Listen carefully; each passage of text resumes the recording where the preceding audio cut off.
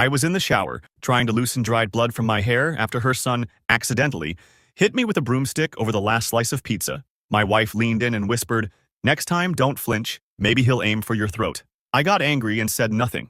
This morning, my phone was full of missed calls. They were begging me to pick up. I'm literally shaking while typing this out on my phone at some random Dunkin' while my family blows up my messages. Been married to Fiona for 3 years now. She's got a son, Jackson, 16, from her previous marriage to this dude, Arthur. The first year was actually pretty decent. Jackson was kinda quiet, but respectful enough. We'd game together sometimes on the weekend. Nothing crazy, but enough to feel like we were building something. I really tried, bros. I fucking tried with this kid. About 8 months ago, something changed. Started with small stuff. Him forgetting to do chores I asked, leaving his shit all over the living room, talking back. Whatever, teenagers, right? But then it got worse. He'd wait till his mom wasn't around to call me rent-a-dad, or ask when I was moving on like all the others. Not making this up. Fiona always had excuses. He's just adjusting. It's a phase. He's sensitive about male figures. Blah, blah, blah. I tried talking to her about it, but she'd get all defensive and somehow I'd end up apologizing. Red flag city, but I was too deep in it to see clearly. Fast forward to 3 days ago. I got home late after a 12-hour shift. Tired AF. Hadn't eaten since noon. There was one slice of pizza left in the fridge from dinner. One slice?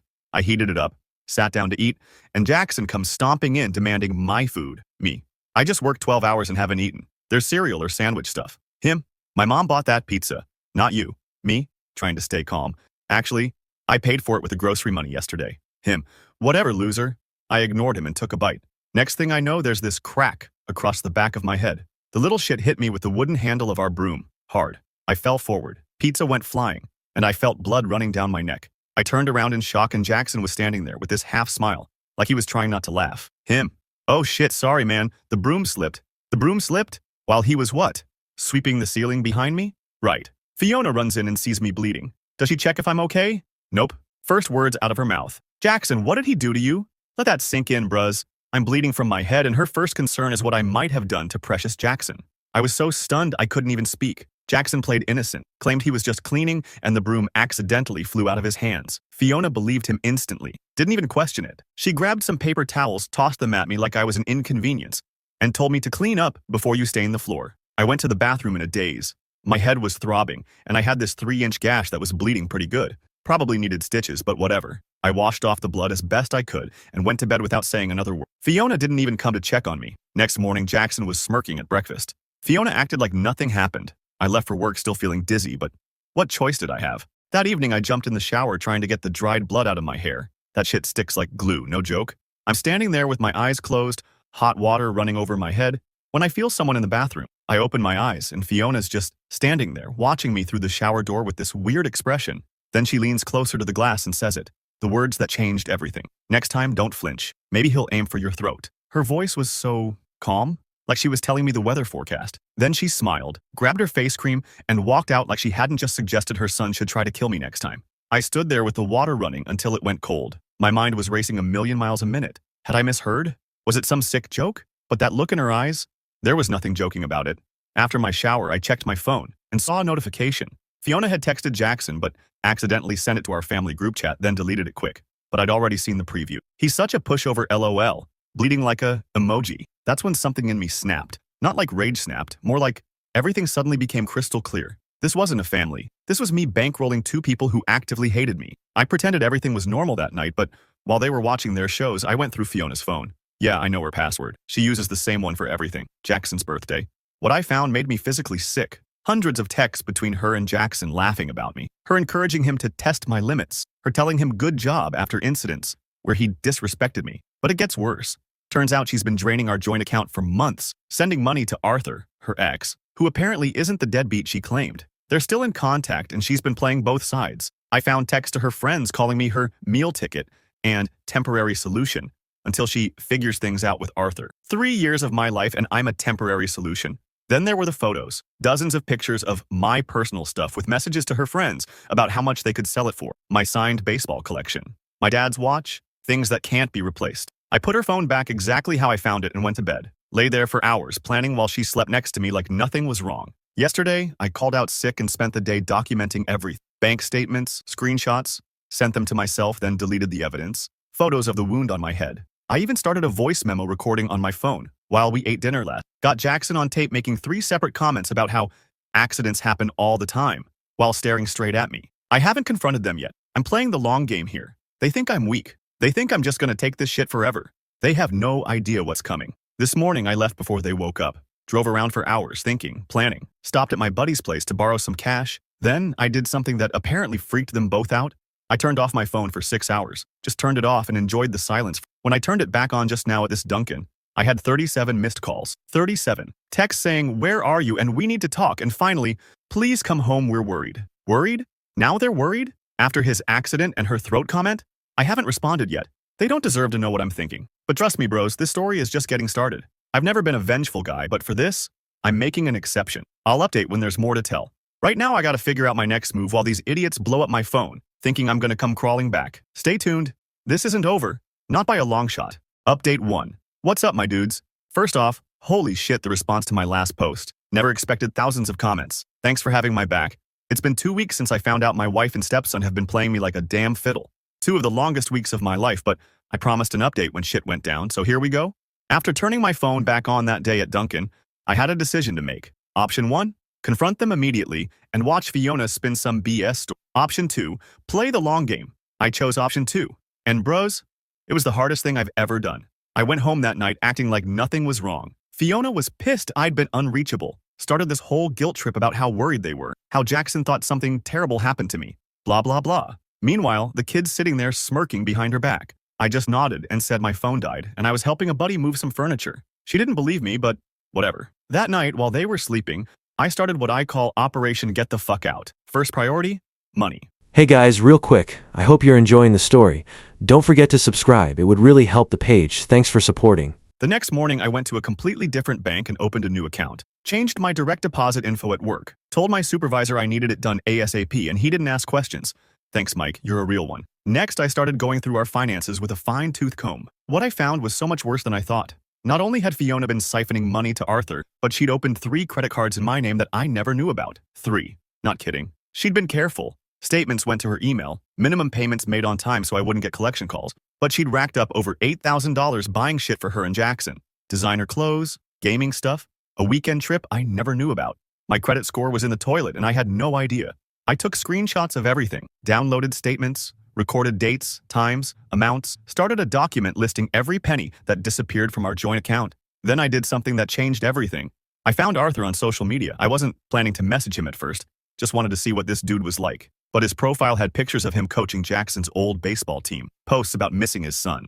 Nothing like the deadbeat Fiona described. So I took a chance and messaged him. Just said I needed to talk about Fiona and Jackson. He responded in like 2 minutes. Turns out Arthur's been fighting for more time with Jackson for years. Fiona's been telling the court Arthur doesn't pay child support. He does, I saw the receipts.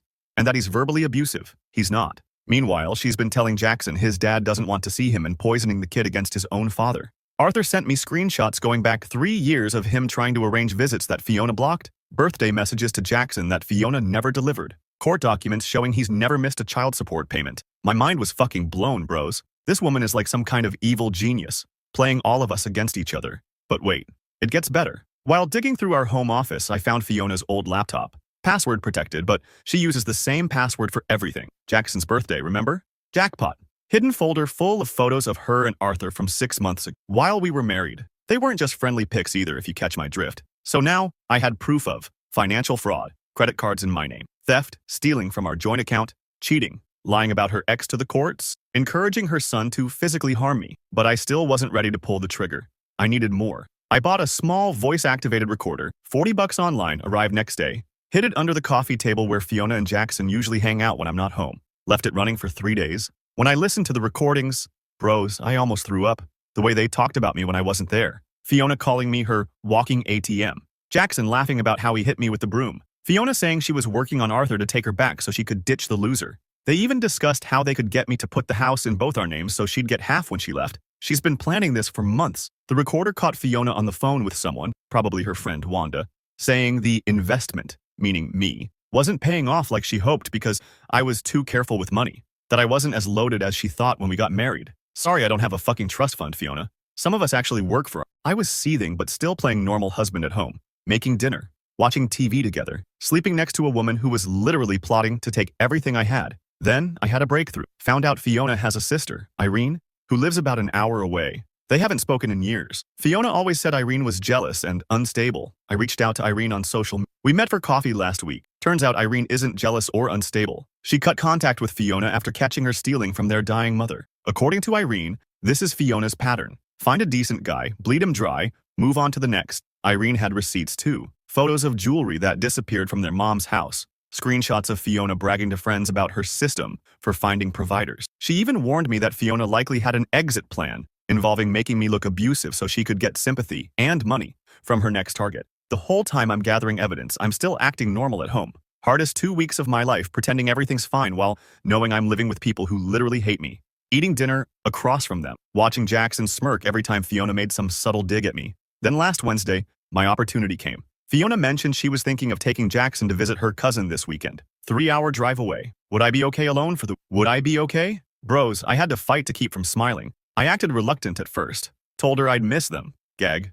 Even offered to come with them. She made up some excuse about her cousin's house being too small. I finally gave in and said they should go have fun. As soon as they left Friday afternoon, I put my plan into action. First, I withdrew my half of what was left in our joint account. Just my half, all document. I'm not a thief like her. Then I called my buddies Dave and Marcus.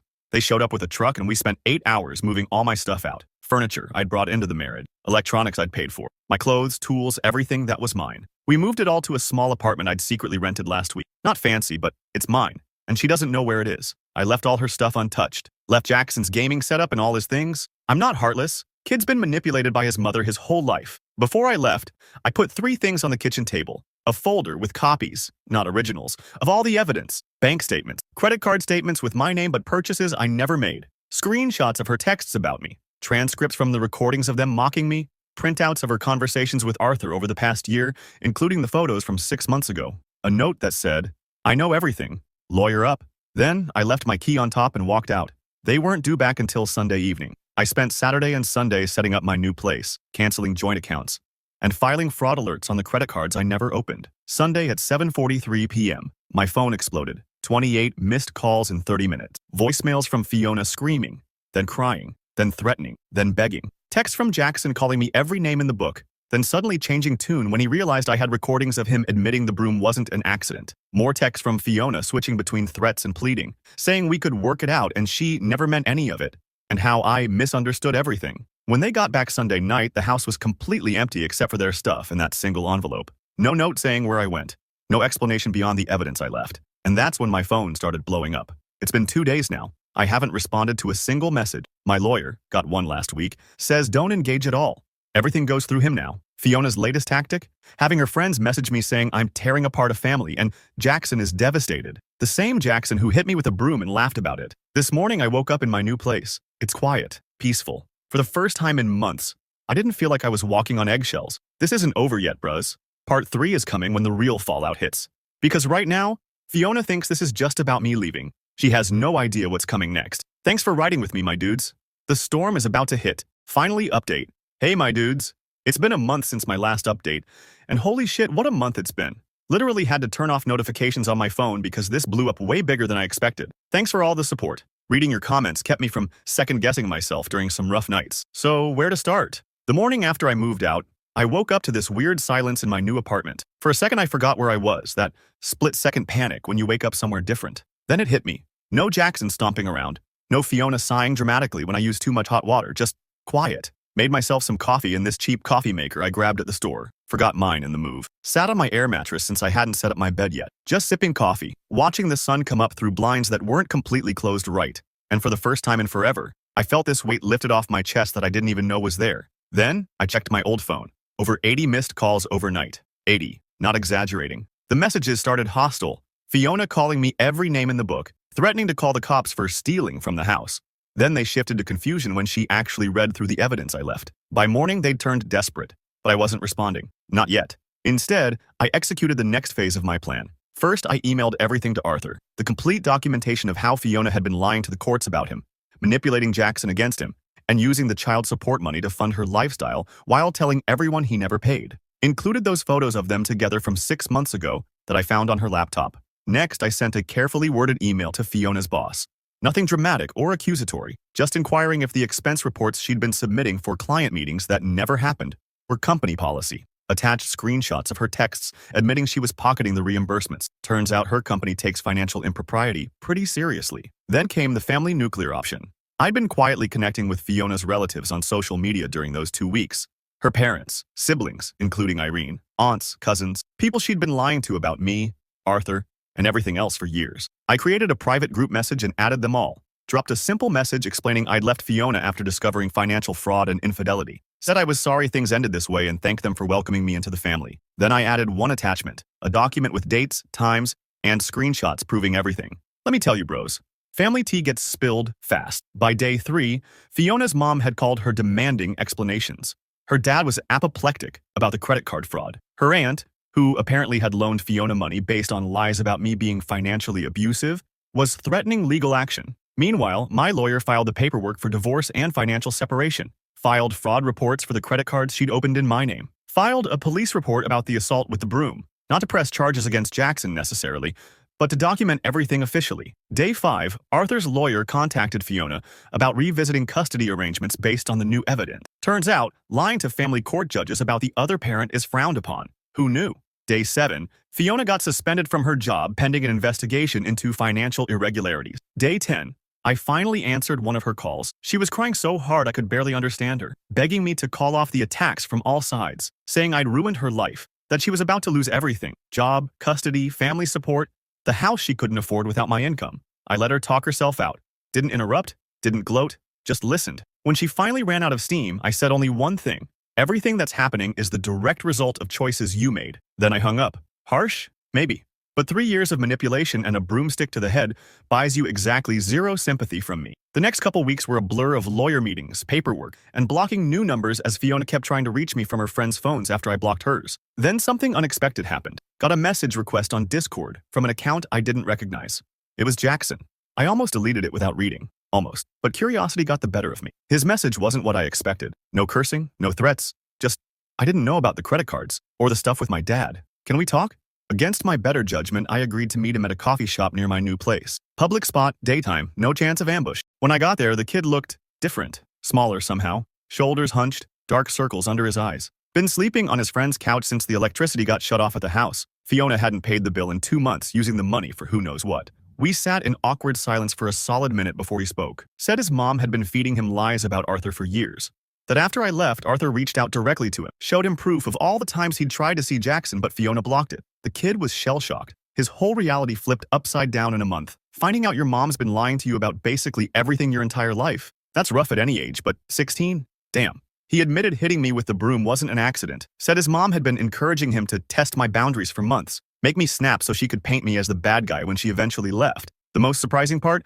He actually apologized. Not some half-assed sorry not sorry, but a genuine admission that he'd been wrong. Said he'd been angry for so long he just aimed it wherever his mom pointed. I didn't forgive him on the spot or anything. That's gonna take time if it ever happened. But I did tell him I was glad he was talking to his dad again. Turns out, Arthur has filed for emergency custody. Jackson's staying with him now while Fiona tries to claw her way out of the hole she dug.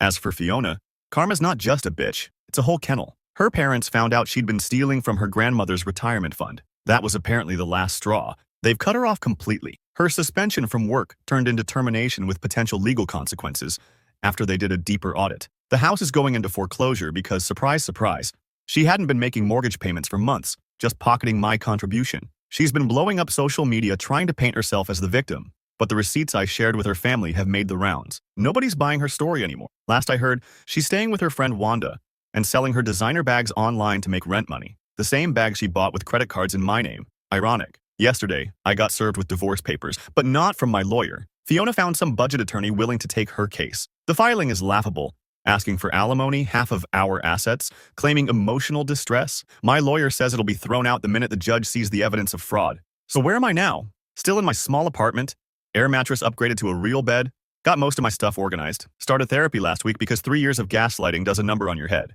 Dating? Nah, not ready for that minefield yet.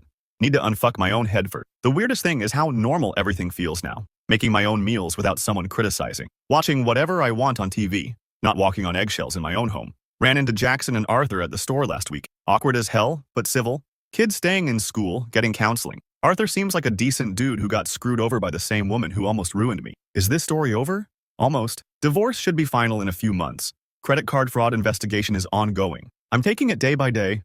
But bros, let me tell you something I never expected to feel again. Peace. Just straight up, boring, beautiful peace.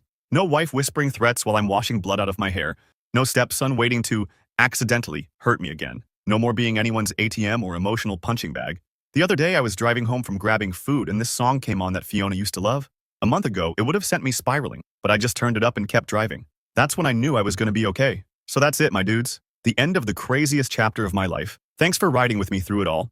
Your comments kept me sane when I was doubting myself. Special shout out to the bros who sent me recipes when I mentioned I was living on ramen. That chicken thing with the ranch powder was actually fire, not gonna lie. If there's one thing I learned from all this, trust your gut. If something feels wrong, it probably is. Document everything. And when someone shows you who they really are, believe them the first time. Peace out, Reddit.